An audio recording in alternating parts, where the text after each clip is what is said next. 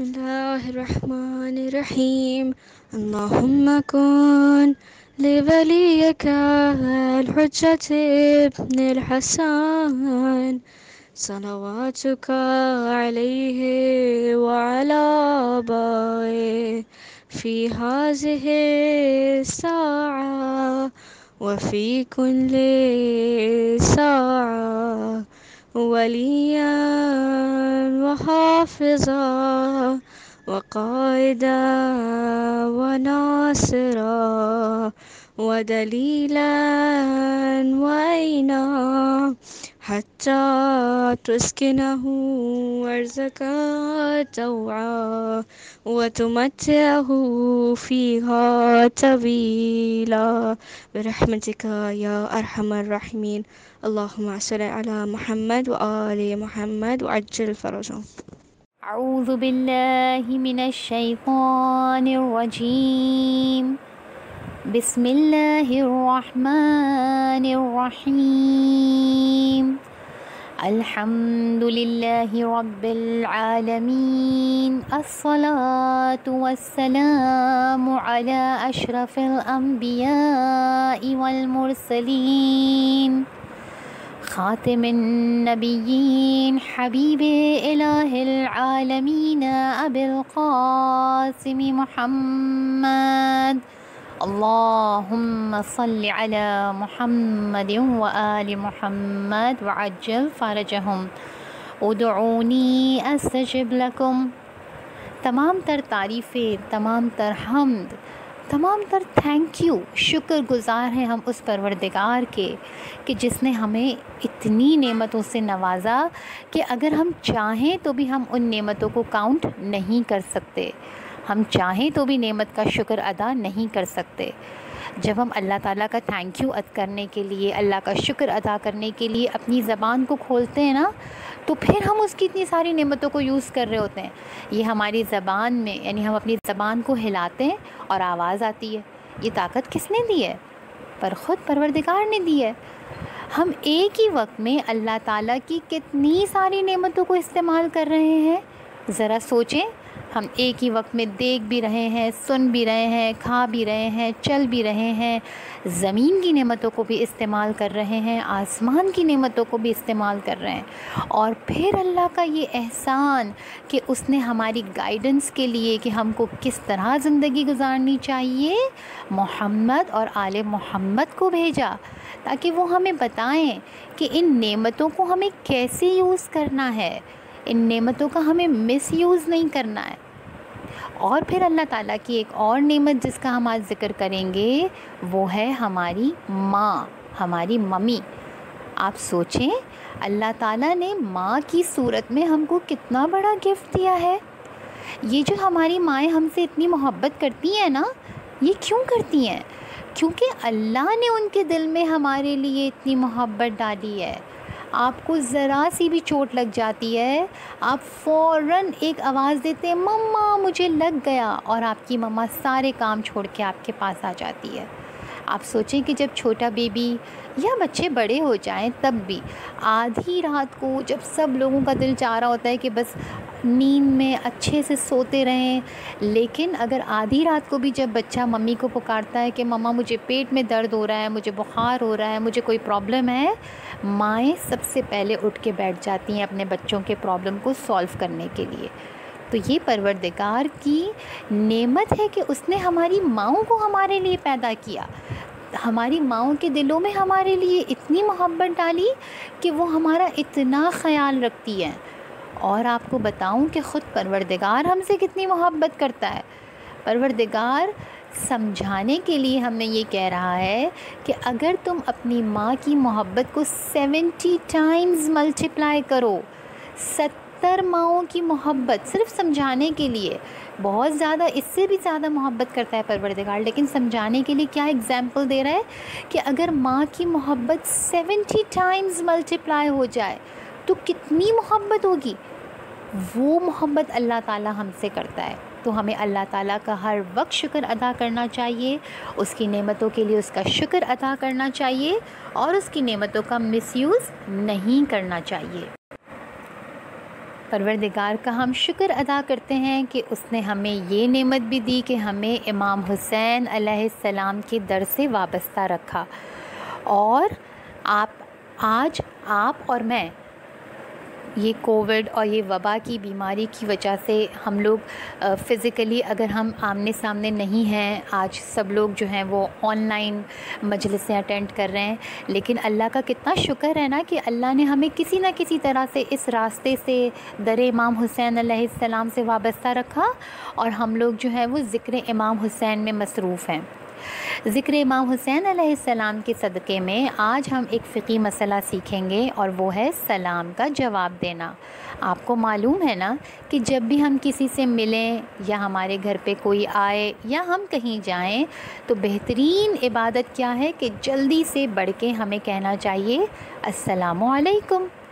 اور اگر ہم سے پہلے ہمیں کسی اور نے سلام کر لیا، اگر ہمیں کسی نے بولا ہے السلام علیکم، تو جانتے ہیں اس کا جواب دینا واجب ہے. واجب یعنی وہ کام اگر ہم نہیں کریں گے تو ہمیں گناہ ملے گا. بہت سے بچے کبھی کبھی کوتاہی کر جاتے ہیں، غلطی میں اگنور کر دیتے ہیں، کسی نے سلام کیا لیکن جواب دینے کی طرف توجہ نہیں آتی. اسی لیے ہم اس بات پہ آج توجہ دلا رہے ہیں کہ سلام کا جواب دینا واجب ہے. آپ کو معلوم ہے سلام کیا ہے؟ سلام ایک دعا ہے جو ہم اپنے برادر مومن کو جو ہے وہ دیتے ہیں. ہم کہتے ہیں السلام علیکم، آپ کے اوپر سلامتی ہو، اللہ تعالیٰ کی بلیسنگز ہوں آپ کے اوپر، اللہ تعالیٰ کی رحمتیں آپ کے اوپر ہوں، نعمتیں آپ کے اوپر نازل ہوں، آپ ہر پریشانی سے دور رہیں، سلامتی ہو آپ کے لیے. اور پھر جب اس کا جواب دیا جاتا ہے وعلیکم السلام، یہ بھی ایک دعا ہے. جواب دیتے وقت ہم کیا کہتے ہیں؟ آپ پر بھی سلامتی ہو. کتنا اچھا طریقہ ہمارے رب نے ہمیں سکھایا ہے ایک دوسرے سے ملاقات کرنے کا.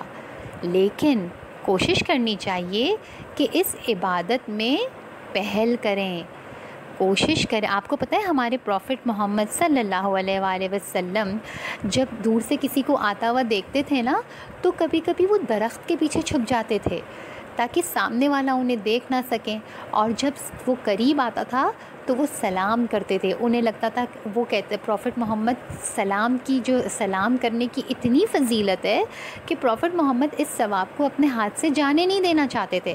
ان کو لگتا تھا کہ میں خود سلام کروں تاکہ مجھے زیادہ ثواب ملے. تو ہمیں بھی بچوں ایسے ہی کرنا ہے.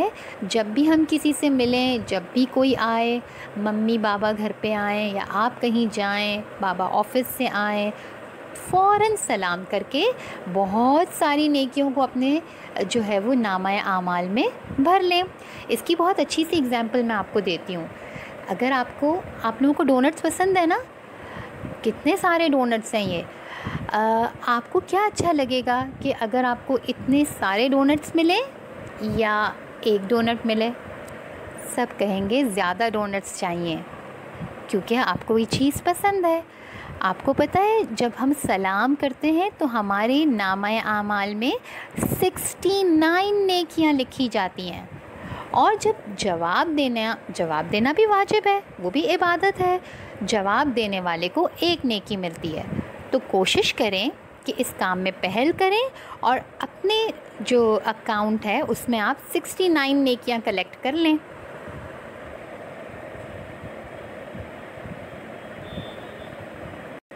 اب جیسے کہ میں نے آپ کو بتایا کہ سلام ایک دعا ہے، آپ کو پتہ ہے دعا کیا ہوتا ہے؟ دعا ایک کنیکشن ہے، ایک ہاٹ لائن ہے.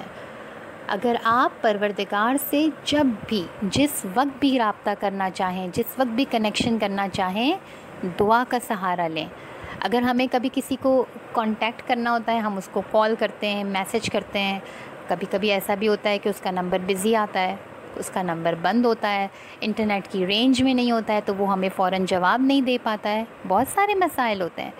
لیکن پروردگار نے اپنے آپ سے کانٹیکٹ کرنے کے لیے ہمیں اپنا جو نمبر دیا ہے، پروردگار نے کہا ہے کہ یہ لائن کبھی بھی بزی نہیں ملے گی.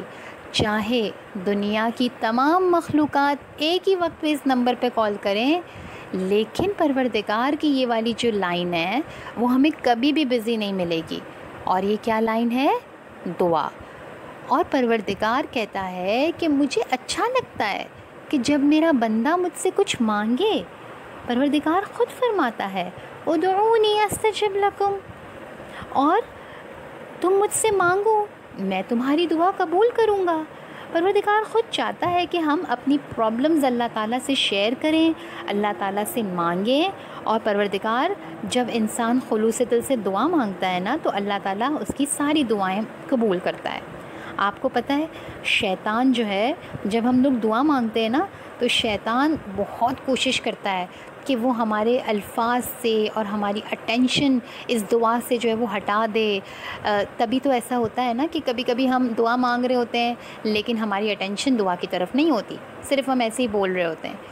تو یہ سارے شیطان کے حربے ہیں۔ شیطان کی کوشش ہوتی ہے کہ ہم اللہ تعالیٰ سے بات نہ کریں، کیونکہ رسول صلی اللہ علیہ وسلم فرماتے ہیں کہ خدا کے نزدیک دعا سے بہتر کوئی چیز نہیں ہے۔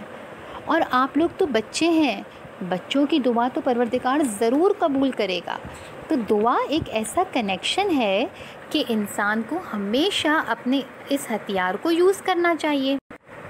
امیر المومنین علی ابن ابی طالب اللہم صلی علی محمد و آل محمد فرماتے ہیں کہ جب تم نماز سے فارغ ہو جاؤ تو اپنے ہاتھوں کو آسمان کی جانب بلند کرو اور اللہ تعالیٰ سے دعا مانگو، دعا کرنے کے لیے زحمت کرو، اور اگر کوئی دعا قبول نہیں ہوتی ہے پروردگار سے بار بار مانگو، انشاءاللہ تمہاری دعا کبھی نہ کبھی ضرور پوری ہوگی۔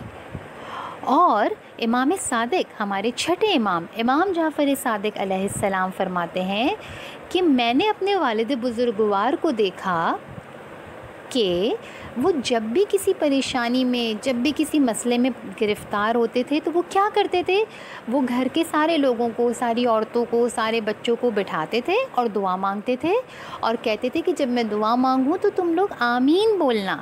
اس طرح دعائیں قبول ہوتی ہیں۔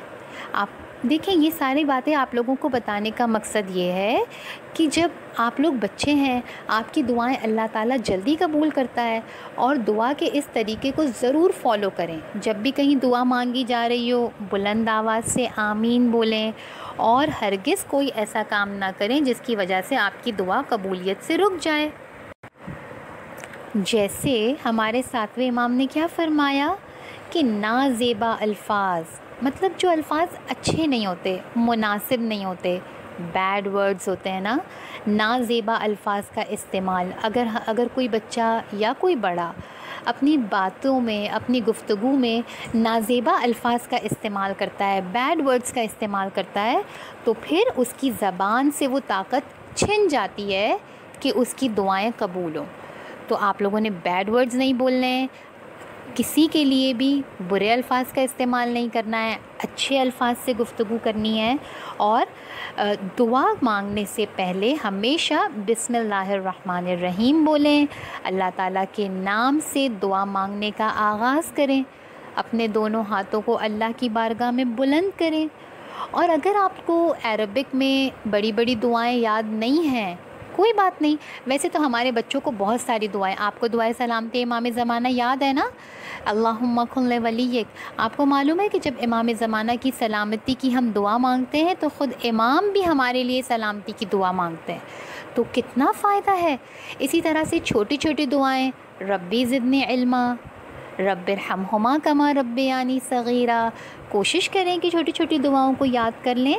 اور کوئی بات نہیں، اگر آپ کو یاد نہیں ہے تو آپ اپنی زبان میں، اپنے الفاظ میں جو چاہیں اللہ سے مانگیں، اپنی ہر بات اللہ سے شیئر کریں۔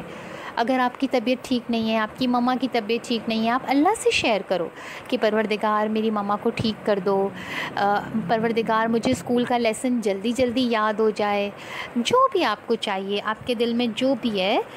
دعا ایک چابی ہے، اور ائمہ فرماتے ہیں کہ تم جب بھی چاہو دعا کے ذریعے سے اللہ کی نعمت کے دروازے کو کھول لو۔ اور مجھے اور آپ کو تو یہ سعادت حاصل ہے کہ ہم لوگ فرش عزا پہ بیٹھے ہوئے اس وقت ذکر امام حسین علیہ السلام کر رہے ہیں، ذکر امام زمانہ کر رہے ہیں۔ کیسے ہو سکتا ہے کہ ہم دعا مانگیں اور اللہ تعالیٰ ہماری دعا قبول نہ کرے تو اپنے لیے، اپنے مرحومین کے لیے، اپنے پڑوسیوں کے لیے، اپنے رشتہ داروں کے لیے، سب کے لیے دعا مانگیں، بلکہ پہلے دوسروں کے لیے دعا مانگیں۔ آپ کو وہ واقعہ یاد ہے نا کہ امام حسن علیہ السلام نے دیکھا کہ میری مما یعنی کہ بی بی فاطمہ زہرا سلام اللہ علیہا ساری رات دعائیں مانگتی رہیں دوسروں کے نام لے لے کر۔ تو امام حسن نے بولا کہ مما آپ نے سب کے لیے اتنی دعائیں مانگی، اپنے لیے نہیں مانگی؟ تو انہوں نے کیا بولا کہ جب آپ دوسروں کے لیے دعائیں مانگتے ہیں تو اللہ تعالیٰ وہ دعا آپ کے حق میں خود بخود قبول کرتا ہے۔ اللہ آپ کی جو تمام پریشانیاں ہیں وہ دور کر دیتا ہے، آپ کی جو دل میں بھی حاجتیں، جتنی بھی حاجتیں ہیں دل میں، اس کو پورا کر دیتا ہے۔ اور آج ہم مصائب کے وقت میں، مصائب کے ذکر میں بھی ایک ماں کی دعا کا ذکر کریں گے۔ وہ ماں کون تھی؟ جناب ام فروہ، ہمارے دوسرے امام حسن علیہ السلام کی زوجہ تھیں جناب ام فروہ، اور ان کا ایک بیٹا تھا جن کا نام تھا جناب قاسم۔ کربلا کے میدان میں یہ ماں دعا کر رہی تھی کہ پروردگار میری طرف سے میرے قاسم کی قربانی قبول ہو، میرے قاسم کو اجازت ملے کہ وہ امام حسین کی نصرت کے لیے امام حسین کی طرف سے میدان جنگ میں جائے اور امام کی مدد کرتے کرتے اس کو شہادت نصیب ہو۔ یہ جناب ام فروہ کی دعا تھی۔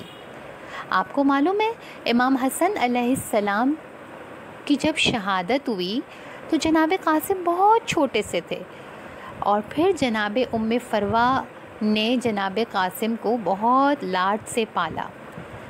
جب واقعہ کربلا ہوا تو جناب قاسم کی عمر 13 ایئرز کی تھی۔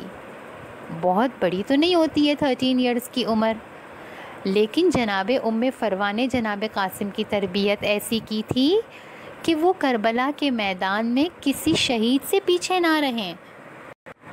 اسی لیے تو شب عاشور جناب قاسم بار بار چچا حسین علیہ السلام کے پاس آتے تھے اور کہتے تھے چچا کل کے شہیدوں میں میرا نام تو ہے نا؟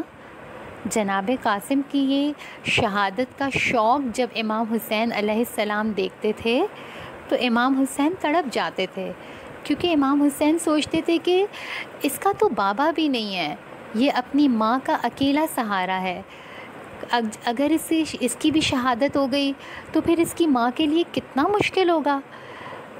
امام حسین علیہ السلام نے فرمایا قاسم جاؤ اپنی ماں سے اجازت لے کر آؤ۔ تو جناب قاسم نے کہا کہ میری ماں نے ہی مجھے آپ کی طرف بھیجا ہے۔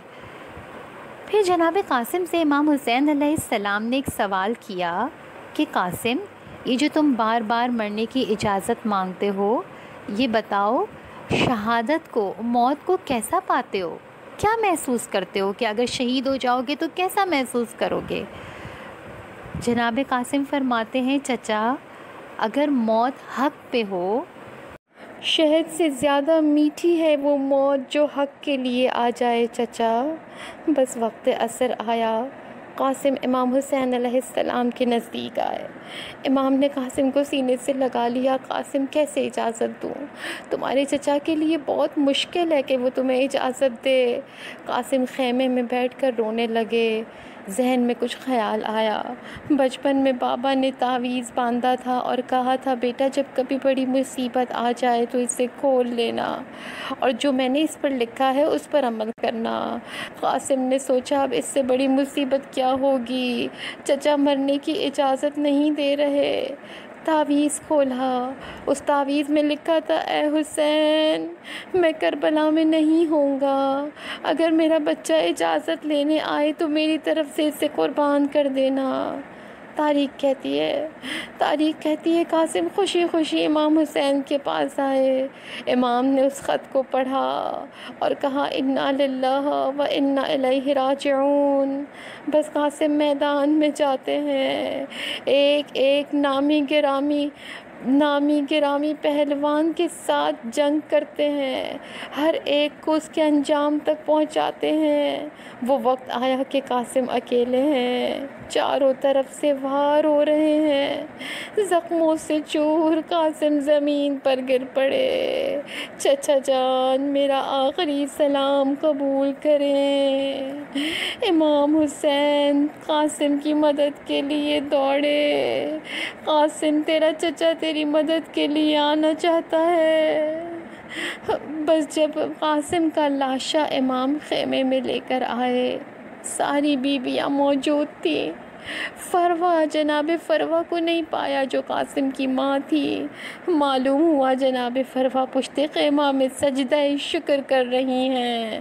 پروردگار تیرا شکر ہے کہ تو نے مجھ بیوہ کی قربانی کو قبول کر لیا۔ بی بی زینب نے جناب فروا کو قاسم کے لاشے کے قریب بلایا۔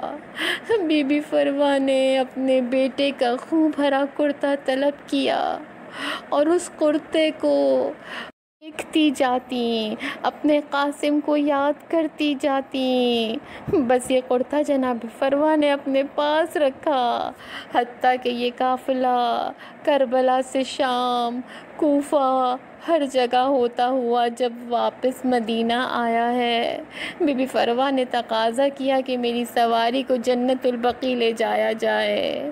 اب جو جنت البقیع پہنچی، بی بی فروا نے وہ کرتا نکالا، کرتے کو امام حسن علیہ السلام کی قبر پر پھیلا دیا۔ اے میرے والی، میں آپ کے قاسم کی نشانی لائی ہوں کربلا سے۔ انا للہ و انا الیہ راجعون۔ ہائے قاسم ابن حسن، ہائے قاسم ابن حسن، ہائے قاسم ابن حسن، ہائے قاسم ابن حسن، ہائے قاسم ابن حسن، ہائے قاسم ابن حسن، ہائے قاسم ابن حسن، ہائے قاسم ابن حسن۔ کربل کی گرم ریتی پہ ہے ٹکڑے تیرا بدن، ہائے قاسم ابن حسن، ہائے قاسم ابن حسن، ہائے قاسم ابن حسن، ہائے قاسم ابن حسن۔ مارو رو کے کہتی ہے اس دن کے لیے پالا تھا، میری لاج رکھی ہے تو نے، دکھیا کا یہی نالا تھا، سہرے کی جگہ ہاتھوں میں مادر کی